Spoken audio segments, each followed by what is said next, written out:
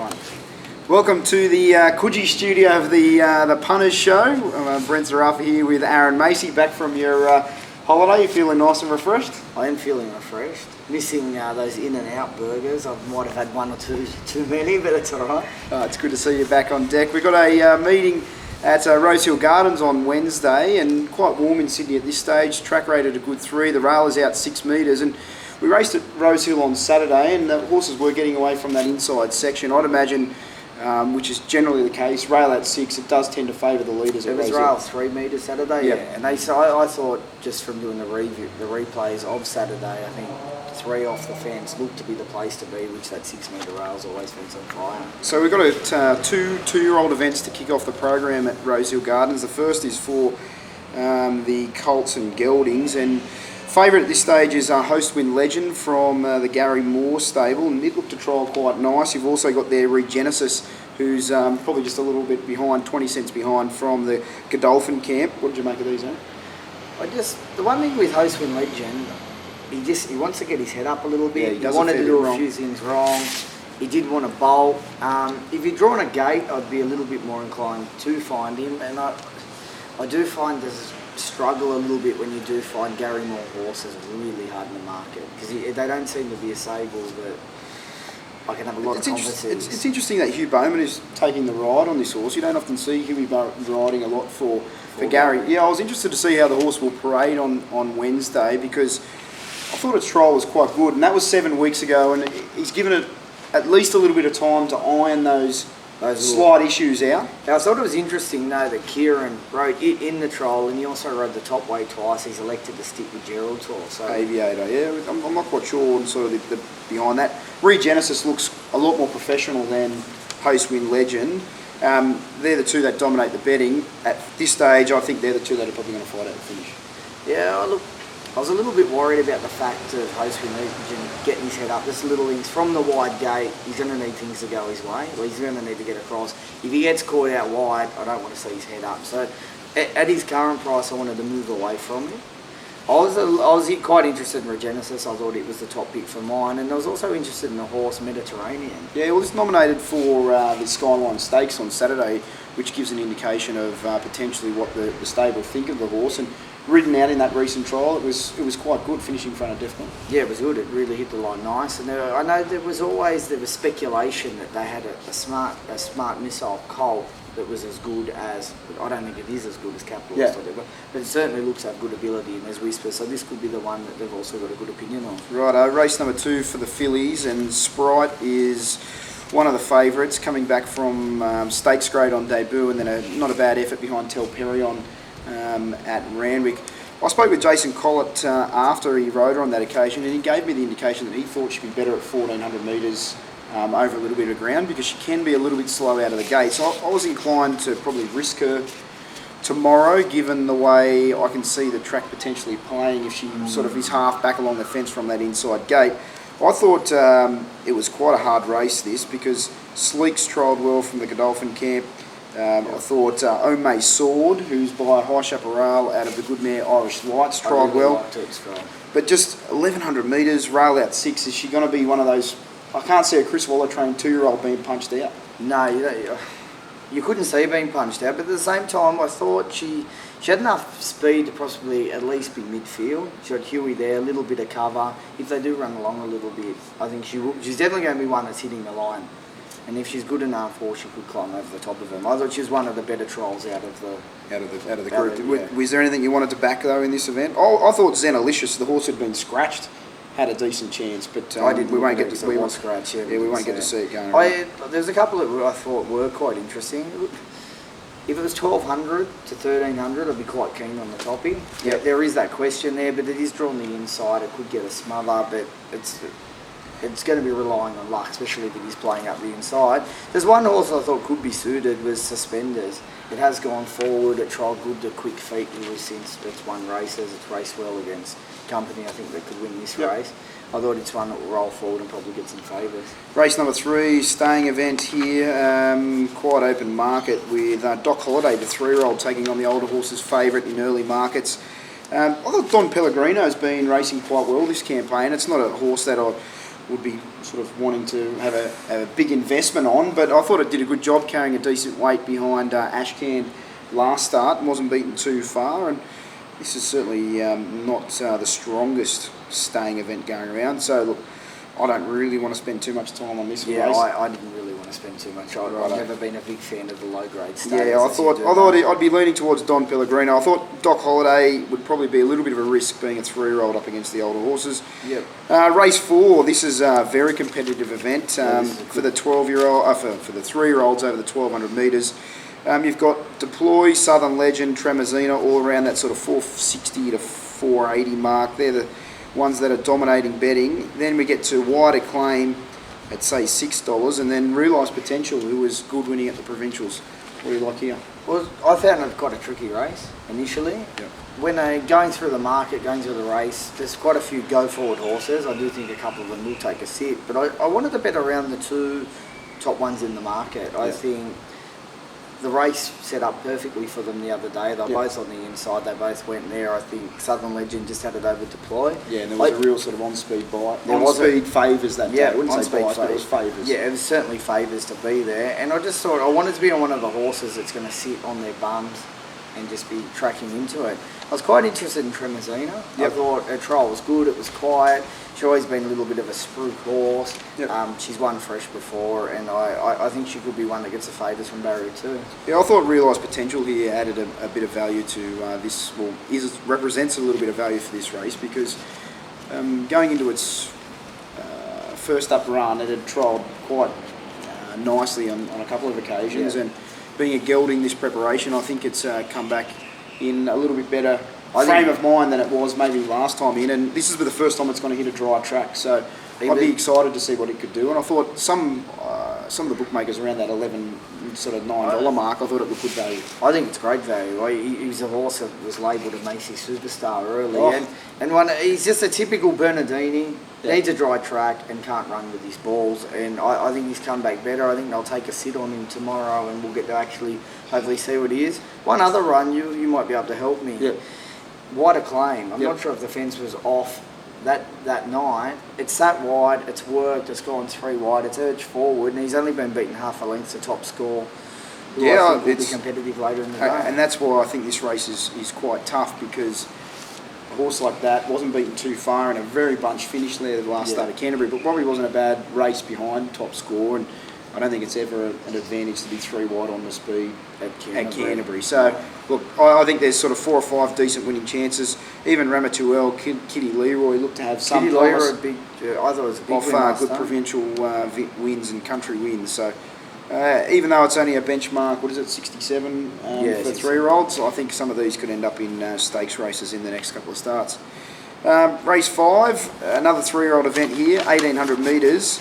And where do you look at this race? There's a couple of horses who are going to be improved, I'd imagine, stepping up in distance. Multifacet's favourite because of its last start win at 440, but I think it's getting short enough now considering it's been penalised at the weights. Yeah, I'd agree with that. It did hit the line, but it also looked to be a race I thought that set up well for it last start. They put the pace on and it got a lovely drag into the race. Look, not knocking the horse's chances, but like you said, I think it does seem quite short in the market. The horse that I found quite interesting is a horse that I think looks to have good ability. It does look to be a little bit of a project horse, which we've already mentioned could be a slight query, but I thought Hersley's first up run was great, and stepping up in distance is right up his alley. The fact that it took on the older horses in that 1400 at Warwick Farm, which was dominated on speed that day, and it sort of got back and hit the line, and if it had another run under its belt, say third up 1800, a bit like Libran last Saturday, just that second up going to the 1800 metres for a horse that I imagine is going to continue to improve through the preparation, it could end up being a Derby horse. It certainly looks like a Griswold Derby horse. It could end up that way, so it looks to have some staying promise. This isn't a race I was sort of overly keen to play in, but I'd agree that Hersley at that sort of $9.50 or even $11 was big odds. Yeah, the $9.50 of the tab seems very fair. One other horse that looks interesting to me was Balboa Park. I thought its win on debut its maiden win was very good, and I just thought the blinker, it just looks a horse it's lost his focus in racing. Yep. He got wide, he was out the back, and he just started to hit the line late. those horses tend to improve with the blinkers, and I think Gay blinkers, he'll roll forward from the wide gate, he'll get some favours. Race 6, 1400 metre race. Let's Make It Rain's favourite here at $3.20. That's a price with the tab. Then you get out to, what have we got? Top Score at $4.60. And then Metallic Crown, who was disappointing last start at $7. I can see Let's Make It Rain being a bit like Religify here last Saturday at Rosehill, where it had been in shorter trips at Canterbury. It was heavily backed off the map there at Canterbury last start, and just wasn't able to find a forward position on a day where it was heavily advantaged to be on the fence and everyone was trying to get there. Now goes second up, 11 straight to 1400 metres in a race that doesn't look to have an abundance of early speed. I'd imagine with Sam Clipperton taking over from the apprentice, could just go forward, bang, put itself on the bunny, and we saw it run some pretty handy 1400 metre races last preparation in the spring as a 3-year-old. So I can understand why it's favourite, and I can see it's probably going to be hard to hold out. The horse that I thought here was massive odds was El Doot, who's second up for Chris Waller off a long spell and trialled quite well since its first up failure. So I think it was its first run in about 80-something weeks. It was a long break. Fitness run, first up, gone back to the trials, blinkers on, and was given a real good hit out late in that trial. So I'm not sort of tipping it, but I'm suggesting when I first did the form, I thought it'd be $12 or $13, and when some places saw 50s, I nearly fell off the back of my chair. So keep an eye out on El Dude. I think it can run an improved race. Yeah, I'm definitely not knocking it at the price, although its trial's good, and it's always good to see them have a good clean out after they do fail for a start. I've got no arguments to Let's Make It Rain. I do recall seeing him at the trials for that first up run. He was a bit big. He's a big framed horse, and I think going up he'll go forward, and I think that's how he races best. Look, Top Score's win to the eye wasn't impressive. He just got there. But one thing I do like about the horse is, as long as he's not on a heavy track, he does attack the line and he does want to win. If you watch him going in from the 600, he's off the bit, and he's just continuously chasing. I think he'll just be able to settle a lot nicer up in trip. Yep. And I think he'll be much high shot. Well, he's by high shot, yeah. And he did. I know he won over 1100 initially, but I think he will be much better suited up in trip. He should be able to settle there in a nice forward position, a little bit of cover, and I do think he'll take some beating. Rightio, race 7, we have the shortest price favourite of the afternoon, which is Asinara, an impressive 3-year-old filly who was good on debut at Kembla, but then her next start at Rosehill Gardens was, when you sit back and look at it visually, you think, wow, what a win. But subsequent to that, you look at the form around those horses, the ones that she beat, like Lucky Fish, I don't know if it'd be even in the market in this event. And I think, even though she... third horse that day, I'm just trying to think. It's another Chris Waller horse. I've got the form here, but I just think she's a little bit too short for a 3-year-old filly who's drawn barrier 11. I can't imagine James McDonald's going to be aggressive from a wide barrier, so to me she's going to be conceding a start for a 3-year-old filly who's potentially on a path towards 3-year-old fillies races during the state through the campaign. She could potentially go to a Keith Nolan Classic and then maybe onto a Vinery Stud Stakes. I don't know, maybe she could potentially be an Oaks filly, but I just can't see her being fully wound up to be sort of squeezed across from that outside gate at $1.85 or $1.80. So I'm betting around Asinara. I think she's a good quality. Could you say getting out? Do you think it's just the early market? I could, but what's she going to get to? $3? I still probably wouldn't back her. You still don't want to. I don't. I just think tomorrow it's not the right race for her. She was given soft trial, Warwick Farm. She looks a very, very, very promising type, but Shandana ran third in that race. Yeah, Shandana. I just think, I don't know, the horse that McCreary. Yeah, it's got to be a real hope here. I do notice this horse has been nominated for the Doncaster, and at this early stage, trainers, especially Chris Waller, will nominate horses for everything. But this horse has had 4 runs in Europe, 2 wins, both at one at 1400, one at 1600. So it's not a 2,000 metre, a mile and a half horse from Europe. This is a horse with a little bit of speed. 2 trials have been outstanding, very good, very good, and 1400 metres on its home track with Hugh Bowman on board. I can smell a bit of a push for this horse. Are you a little bit worried about the fact that he does look to be a little bit of a get-back, run-on sort of horse on a track that would play? A similar sort of thing to Asanara, which yeah. could potentially be against it. But I'm looking through the horses in this race. Mr. Entertainer, Mary Lou, Bermuda Blue, Hunter Jack, Demeister, Jeunesse, Montero, Gibine, Style, Lester's Home. To me, they're Wednesday horses in carnival time. They're not Saturday horses where McCreary has the potential, I think, to be maybe sort of listed Group 3 class, maybe even better. Yeah, could certainly be better. That's why I found it hard to be too harsh on Asanara. I can see why it is short. Because as we just made points, we do think she could be a 3-year-old black type horse. And McCreary. So look, they look the two to me. The only horse that I could look slightly elsewhere is Mary Lou, drawn on the inside, can go forward. Blake should engage. Back in trip. Back in trip. She only just got beaten in the bell of the turf. It's a far weaker race. I thought they looked the 3. It looks a race of 3 chances.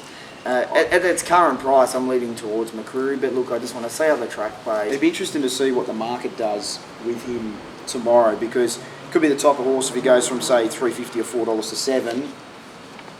He's got none. He's got absolutely none. But if he goes from $4 or $3.50 into $3.20 or $3 and Asanara starts to get out to sort of that $2.50 mark, I know which is the horse I want to be on there. And I think the same goes for Asanara. If he blows and she stays really solid, you probably just want to be on her at the shorts. So I think it's a little bit of a watch and see, but I'm quite keen. I'm quite interested to understand what happens with McCreary, see how the horse parades, because if he looks quite tuned up, I think he could give this field a bit of a haircut. In the last event, we've got a benchmark 72 for the mares over the 1,500 metres, and well, to me, I'm not really keen on this event. A couple of mares that have been sort of mixing form. You've got Dixie Blossom, who was a touch disappointing their last start. I think I've gone back. I need to watch the full day, but just of its run, I thought her run was very good. I don't know why they rode her so negative after she went forward the start before. Won, did everything right. I thought she hit the line outstandingly well. The other horse, just looking at the field that I went straight away, was Trois Choix. It's a horse I've always had an opinion of. And look at the 2 runs, and I'm finding it hard to get away from Dixie's Blossom. Yeah, I thought NASCAR could maybe improve his second up. It wasn't a bad effort, only beaten 3 and a bit lengths by the boys. In the race that was won by I'll Take the Jag, and again, it wasn't a day exactly for horses to be running on. Probably not going to be a day for horses to be running on again, but we'll know by race number 8 if they are making decent ground, and also if it is a bit of a fence day by that stage, all the jockeys will be aware of it, and they'll be probably driving a little bit harder early, which can generate some speed. So she just her run second up last prep, where she burst through late to beat Sweet Fire and Joster's Cosmic at Canterbury that day. It cost me a fortune. I think she's just a filly with a little bit of or a mare with a little bit of upside in a race where like Taltani's going to sort of have to go forward from that wide gate. Lucy's Look, well, how can you really trust her? Trois Choix, certainly Pico Tequino, you need to take evens that'll get out of the gates. And so Dixie Blossoms, like you say, could have a little bit of a bit more to offer than a few of these, but it wasn't a race that I was sort of too keen to be trying to blast out on or extending my lead late in the day. No. I think I'll be waiting to see how the track plays. I think if it is playing up the inside, she could be one that they take a bit of a set to. And I think a lot of the computers, especially 3-year-old filly giving weight to the mares, she could be one that actually gets out to a little bit of a silly price. So I'll keep an eye on her. Anything at this stage that you're quite keen on? No, I think as we've come across, there's a few horses a couple of us are interested in, but a lot of them aren't drawn well. I want to see how the track plays. These fence on fire days at Rosehill, when it hits real dry track and 6 metre rail, I want to see it first.